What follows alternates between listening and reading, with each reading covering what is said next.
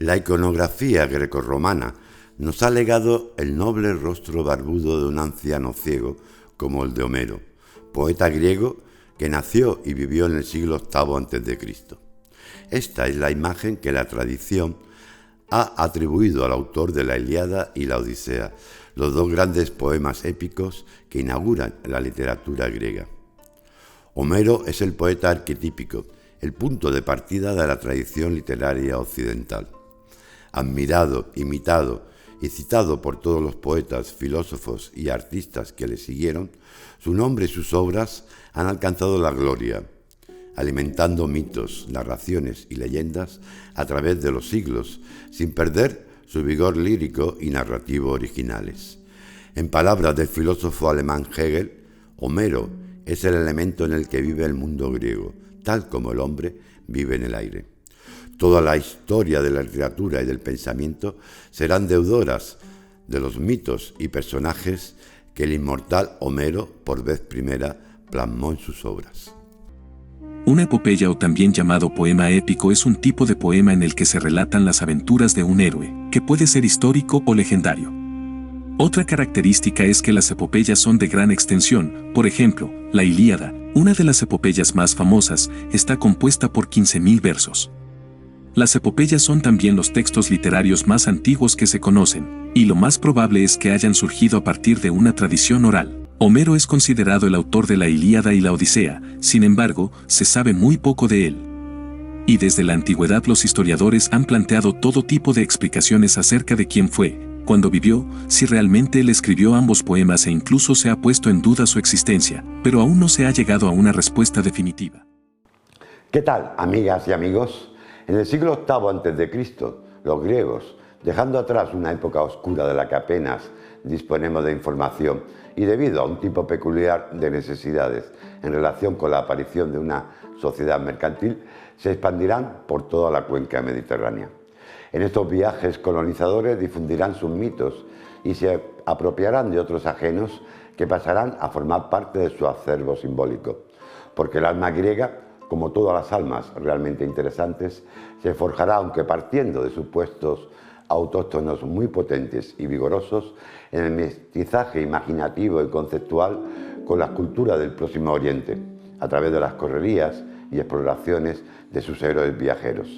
Será este el inicio de la época arcaica y el origen de la civilización griega, una época definida además por su expansión, por la creación y el desarrollo de las ciudades-estados griegos y la aparición de las primeras Olimpiadas.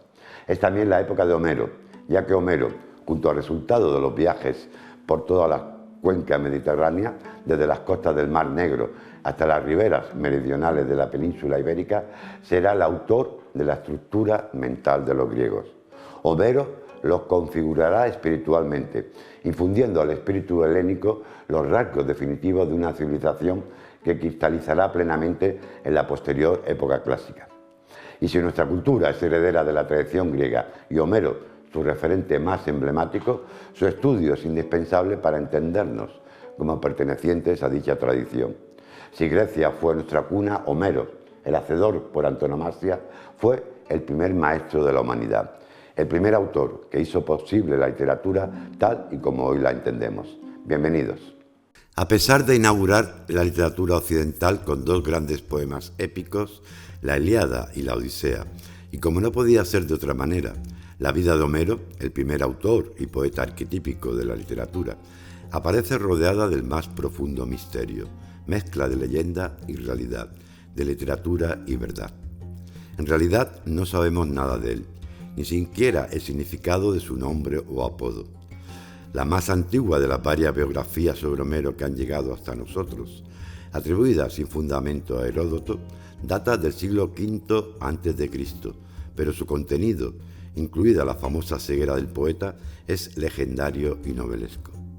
Homero se nos presenta aquí como el hijo de una huérfana seducida, de nombre Cretéidas, que le da a luz en Esmirna. Conocido en un principio como Melesígenes, pronto destacaría por sus cualidades artísticas, iniciando una vida bohemia.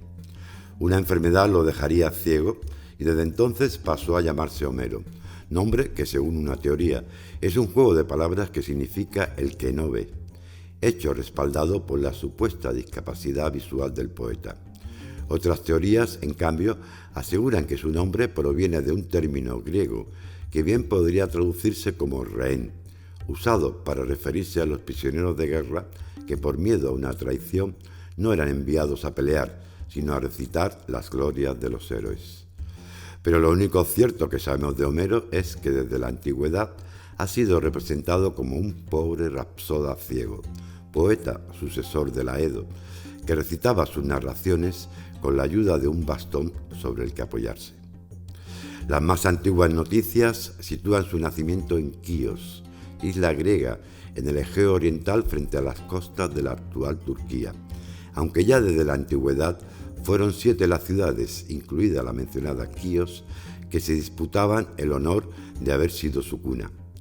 Algunos modernos investigadores, a partir del estudio de sus obras, afirman que es posible concluir que Homero poseía un estrecho contacto con la nobleza de la época. Su muerte se encuentra rodeada también de un gran misterio. Según documentos históricos posteriores, que datan del siglo V a.C., ocurriría en el transcurso de uno de sus viajes a Atenas. A lo largo del tiempo se ha mantenido un debate sobre la existencia de Homero, sobre si fue una persona real o bien el nombre dado a varios poetas, y por tanto sobre la paternidad de las obras que se le atribuyen. A partir del siglo XVIII, esta situación cristalizó en lo que en el mundo literario se conoce como la cuestión homérica.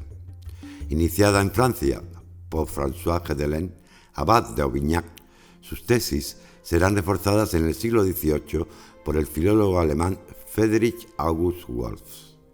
Según estas teorías, la Ilíada y la Odisea serían frutos del ensamblaje de obras de distinta procedencia, lo que explica sus numerosas incongruencias. Tampoco pertenecerían a una misma época y, por último, no existiría un Homero como autor único, sino que serían varios los autores, o bien serían recopilaciones de un material oral perteneciente a un periodo anterior. De este modo, Homero sería un personaje legendario, a quien popularmente se le ha atribuido lo que en realidad es una labor anónima y compilatoria.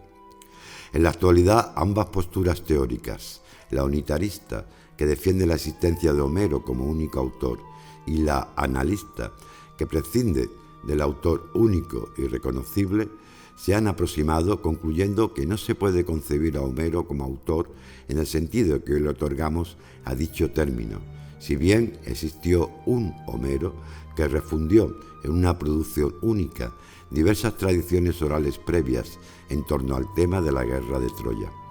Así pues, Homero en el siglo VIII a.C. dio forma maestra y consagró toda una tradición épica en una obra que será nuevamente refundida, ampliada y completada por toda una escuela de anónimos poetas posteriores denominados los Homéridas. Fue seguramente en la llamada época oscura de Grecia, es decir, entre los siglos XII y VIII a.C., cuando se van configurando las leyendas de los héroes, las grandes figuras de un pasado magnificado por la nostalgia. La literatura griega, que aparece junto al desarrollo del comercio y la adopción del alfabeto como sistema de escritura en la época arcaica, retoma las figuras heroicas de los mitos surgidos en tiempos anteriores a su escritura, transmitidos en una tradición oral a lo largo de generaciones. La épica, primero la poesía oral y luego ya escrita, con el paso de los aedos cantores a los rapsodas o recitadores, hereda unas figuras heroicas que posteriormente la literatura engrandece y relabora. Más tarde, en la Atenas de finales del siglo VI y a lo largo del siglo V de la época clásica, el teatro trágico adaptará a la escena los mismos mitos con un nuevo lenguaje dramático y desde otra perspectiva ideológica. De algún modo a los mitos les pasa como a la materia de Newton, ni se crean ni se destruyen, únicamente se transforman y aún continúan moviéndose entre nosotros, resistiéndose a desaparecer en un mundo tecnificado y práctico como el nuestro. Por ello, seguimos escuchando con el ánimo suspendido los viejos relatos que los antiguos inventaron para explicar lo inexplicable. Los mitos siguen regalándonos la posibilidad de comprender el mundo que nos rodea de otra manera, acaso más profunda o simbólica, y de conocernos a nosotros mismos, que al fin y al cabo es de lo que trata la famosa inscripción délfica, conócete a ti mismo, y lo que defiende la tan cuestionada hoy en día sabiduría de Occidente. Héroes y mitos serán también los principales protagonistas de la Ilíada y la Odisea, las obras con las que Homero inaugura la literatura occidental. Desde el comienzo de los tiempos, la humanidad ha mirado a su alrededor, haciendo preguntas que no podía contestar. ¿Por qué sale el sol? ¿Quién nos ha creado? ¿Por qué algo es bueno o es malo? Cada cultura encontró sus propias explicaciones y a partir de ellas creó mitos que no solo servían como respuesta, sino que les mostraban quiénes eran y cómo debían actuar.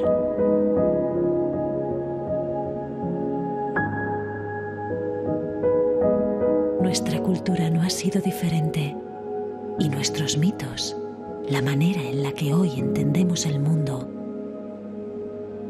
tiene un origen muy lejano.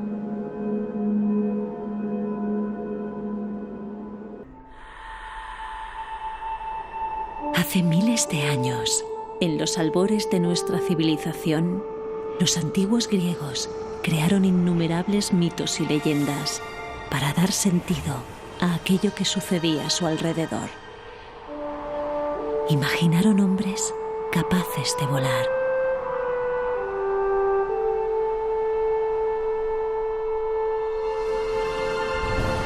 dioses que manejaban a su antojo las fuerzas de la naturaleza,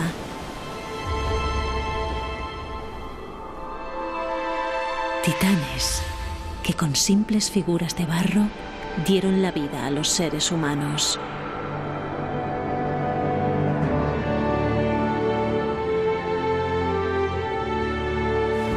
Guerras tan crueles como solo un dios podía imaginar.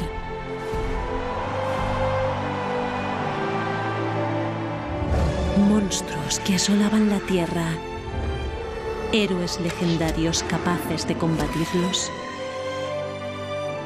y objetos donde era posible encerrar todos los males que los mortales hubieran conocido.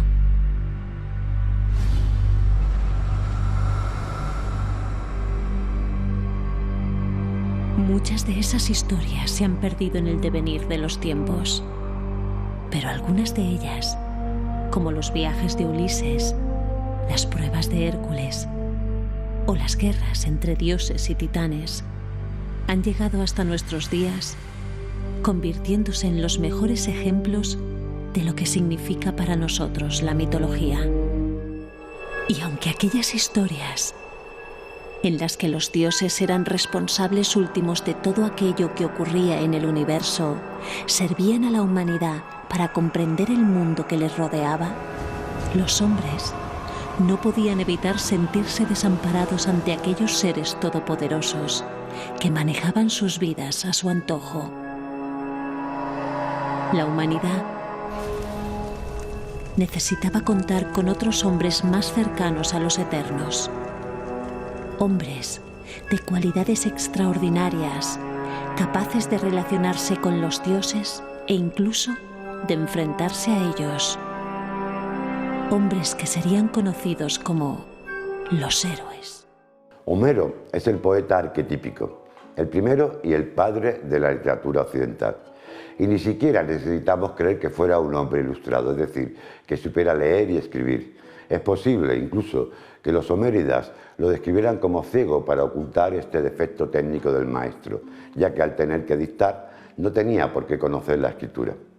En cualquier caso, la Ilíada y la Odisea afirman que la vida de los hombres será reducida a polvo, a menos que obtengan la inmortalidad mediante el canto de un poeta.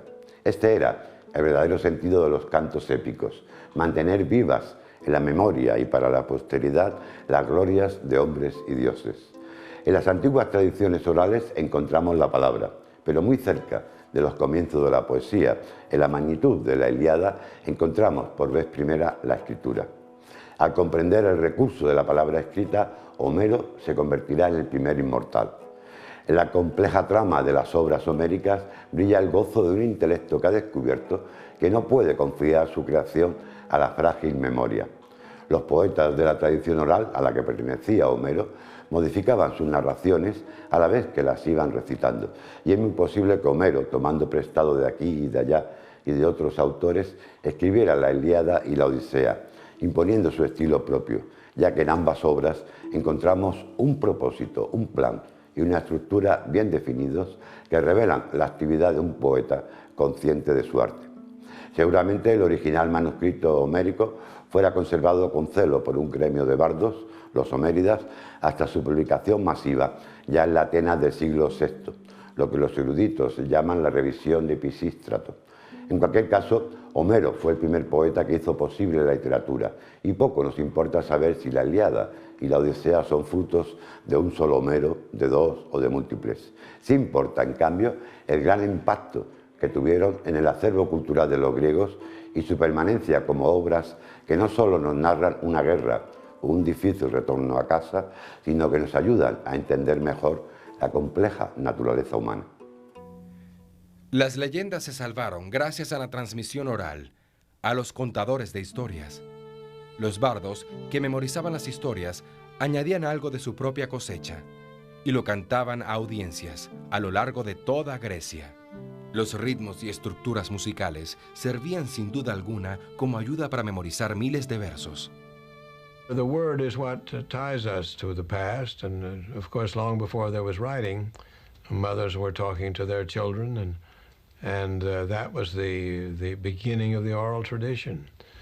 And the oral tradition, which was perpetuated by the bards, was something that preserved the essence of the story and allowed embellishment to meet the expectations of every particular audience.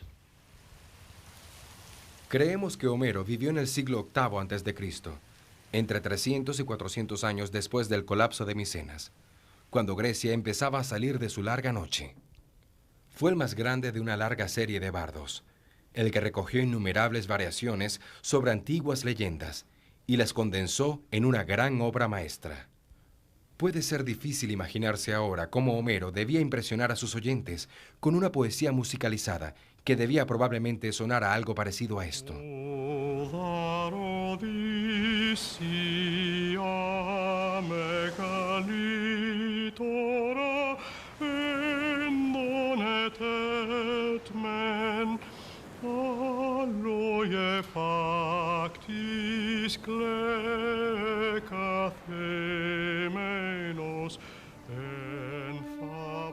Para la siguiente gran civilización griega, la Grecia de Platón y de Sócrates, la historia empezaba con el poema de Homero sobre la guerra de Troya. Los poemas enseñaban a un grupo de pueblos y de ciudades-estados tan diferentes entre sí y frecuentemente en guerra las proezas de sus héroes y la sabiduría de su cultura. Los autores griegos los citaban mucho más que los autores modernos a la Biblia o a Shakespeare. Como más tarde lo fueron las leyendas de Rolando y Arturo, la Ilíada y la Odisea fueron literalmente mitos forjadores de naciones. Homero puede ser llamado, más allá de la mera justicia poética, el padre de su nación. Ningún alfabeto sobrevivió durante los siglos de oscuridad entre Micenas y la Grecia de Homero.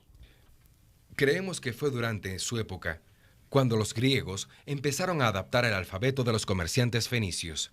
Algunos creen incluso que Homero pudo haber escrito sus poemas en papiro. Lo que sí podemos decir con seguridad es que alguien lo hizo. Pero el papiro se descompone y los poemas debían ser constantemente copiados, frecuentemente de originales defectuosos. Las historias empezaban a variar en gran medida. Finalmente, en el siglo III a.C., 500 años después de la muerte de Homero, una copia definitiva fue hecha por eruditos griegos para la gran biblioteca de Alejandría. Esta versión continuó siendo copiada en la época de Roma y más adelante en la Edad Media. A la variante de la lengua griega utilizada por Homero en la Ilíada y la Odisea se la denomina lengua o dialecto homérico. Se trata de un lenguaje únicamente literario posteriormente adoptado en cierta medida por la tragedia y la lírica griega, pero que ya era arcaico en el siglo VII a.C. Tal artificio respondía a diferentes causas. En primer lugar, se ajustaba a una ruptura con lo cotidiano y lo conocido, una propuesta fundamental de la epopeya. También por motivos sociales, ya que eran obras dirigidas en principio a un público aristocrático y culto. Y por último, por motivos literarios, ya que la rigidez de los versos hexámetros de estos poemas hacía necesaria la posibilidad de introducir variaciones de una misma palabra. La lengua homérica era una combinación de diferentes dialectos, especialmente el jónico y el eolio. Y aún después de Homero, los autores griegos se valían de homerismos para inculcar en sus obras un aire de grandeza. La épica homera fue tan apreciada entre los griegos que se convirtió en su herramienta de enseñanza. Sus versos se memorizaban y repetían constantemente, aún entre gente iletrada, influyendo en géneros literarios posteriores como la lírica y el teatro, y fueron conocidos en casi todas las etapas de la historia griega. La literatura clásica es el conjunto de obras escritas en griego y latín durante la Edad Antigua y comprende desde textos atribuidos a Homero en el siglo VIII a.C. hasta obras escritas por autores romanos en los primeros siglos después de Cristo. Este conjunto de obras son definidas como clásicos porque han sido leídos y releídos, visitados por lectores y críticos de todos los tiempos, dejando una profunda marca en la cultura universal, al menos occidental. En la literatura clásica hay continuas referencias o participación de dioses, monstruos y figuras mitológicas, héroes y semidioses. Algunas historias como la Guerra de Troya tienen base histórica, aunque los hechos narrados en las obras de Homero sean ficticias, resultado de la imaginación popular o del poeta. En ¿Por qué leer los clásicos del escritor italiano Italo Calvino, otro clásico contemporáneo, afirma que toda lectura de un clásico es en realidad una relectura, con lo que quizás intentaba decir que todos los que hemos crecido en la cultura occidental conocemos de qué tratan los clásicos sin haberlos leído. Sus temas, como la Guerra de Troya, los mitos griegos o las aventuras de Ulises, están presentes en autores posteriores, en películas y hasta en cómics y dibujos animados. Homero, que es el origen de la literatura occidental, ¿qué tiene? ¿Por qué te seduce tanto? Y ¿por qué ha sido un amor permanente en tu vida? Bueno, yo creo que es también en el mundo griego. ¿Te acuerdas? En el mundo griego, la gente en la escuela lo que estudiaba y memorizaba eran los textos de Homero, y ha sido permanente. Y a lo largo de la Platón se lo sabía de memoria, ¿no? ¿Qué? Platón se lo sabía de memoria. Sí, mucha gente se sabía de memoria, ¿verdad? Ahí se ven los diálogos de Platón, cuando uno cita una frase de Homero, el otro sabe de dónde está y tal. Hay que recordar, por ejemplo, que en el Museo de Historia de Alberto y Victoria, en Londres, arriba hay una ronda de grandes figuras. La del central es Homero, no sé si te acuerdas. Homero, luego me parece que está Dante y Shakespeare a los lados, pero eso indica cómo incluso en la Inglaterra del XIX el gran autor era Homero. Y es que Homero es muy variado, si uno piensa en la Ilíada y la Odisea. Yo he traducido la Odisea y luego he escrito muchos prólogos. Yo soy autor de prólogos y libros de bolsillo. No, de verdad. Eso te pertenece al Duque de Alba, entonces. Sí, ¿No te acuerdas que decían, dijo Cela, ¿no?, que había entrado en la academia porque había escrito muchos prólogos? Sí, no sé si muchos. Pero bueno, sí, es verdad, ¿no? Yo creo que la gran épica es la épica de Homero, ¿no? Pero además de consideraciones, si quieres, teóricas, simplemente es que te encanta. Sí, ¿Te gusta leerlo? Sí. ¿Y por qué? Sí. ¿Qué ves allí? No sé, por ejemplo, incluso la fuerza esta de los adjetivos o de los personajes, ¿no? Por ejemplo, cualquiera que haya leído la Odisea es que recuerda un poco las escenas, el gran talento práctico, ¿no? Y eso, por ejemplo, de cómo Homero adjetiva el mar, color de vino, etcétera. El otro día me contaba alguien una cosa que no había leído. Vinoso Ponto, lo tradujo. Sí. ¿Te acuerdas? Que en cambio, y estoy pensando, pues, que Homero nunca dice que el cielo es azul. Dice que la orilla del mar es blanca, que es divina y tal, y luego Homero tiene muchas cosas, y a veces he resaltado que junto a los grandes héroes, Otro de los méritos de la Ilíada es considerar a cada guerrero que muere como alguien irrepetible. Sí. Y esa pequeña semblanza en 3 o 4 versos que dice, allí llegó fulanito que se había casado y su mujer le está esperando y tal, pero entonces le traspasó la lanza de Mengano y cayó en el polvo. Ese tipo de cosas de Homero son realmente impresionantes, ¿no? Homero no debe ser considerado como un simple objeto de la historia de la literatura, sino como el primer y más grande creador y formador de la humanidad griega. La Ilíada y la Odisea fueron para los griegos el origen ilimitado del mito, la religión, la tragedia y también de la filosofía, transmitiendo conocimientos y enseñanzas sobre muchos temas estratégicos, militares, astronómicos, morales y sobre las relaciones entre dioses y hombres. Obras que generaron toda una visión del hombre y de su educación, enfatizando los valores y principios que debían alcanzarse, sirvieron de referencia cultural y religiosa para las generaciones posteriores. Creo que el Homero que conocemos, el poeta que continúa dando forma a las principales constantes de la imaginación occidental, fue el compilador de la Ilíada y el autor de la Odisea. Manipuló el material antiguo y las leyendas populares con un profundo respeto, reuniendo y ordenando las fragmentarias leyendas bélicas de la tradición micénica. Frente a la intensidad breve de la poesía oral, Homero hizo asequible para nosotros la nueva elaboración de la forma escrita, recreando no la historia completa de la guerra de Troya, la cual conocemos por otras fuentes, sino 2 episodios muy concretos de esta leyenda troyana. Así, en la Ilíada narra el último año de la guerra, aunque su episodio central sea la disputa entre los 2 héroes griegos, Aquiles y Agamenón. Mientras, en la más moderna Odisea, relata las aventuras y penalidades de Ulises, un héroe que desempeña un papel secundario en la anterior obra, en su viaje de regreso de Troya hasta Ítaca, su patria, y el castigo que inflige a los pretendientes de Penélope, su esposa, que le querían muerto. Pero será en próximos programas cuando veremos con más detalle cada una de estas obras. Hasta entonces, tengan una buena semana, gracias por su atención y cuídense. La Ilíada y la Odisea, de Homero, siglo VIII antes de nuestra era. La guerra y el Estado son las 2 grandes matrices de la literatura. La guerra hace germinar una literatura destinada a crecer en su posteridad y en su posguerra. La literatura, que se gesta en la barbarie, el mito y la violencia de las sociedades sin Estado, se civiliza en cada guerra y en cada restauración de una sociedad política.